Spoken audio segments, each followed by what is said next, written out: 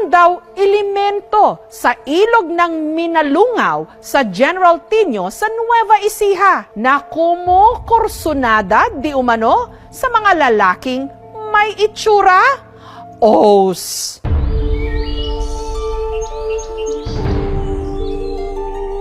Nagtataas ang limestone formations.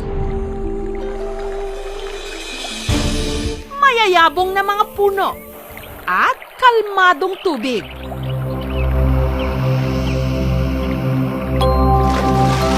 Ilan lamang ang mga ito sa mga dahilan kung bakit marami ang manghang-mangha sa ganda ng Minalungaw River sa General Tino sa Nueva Ecija.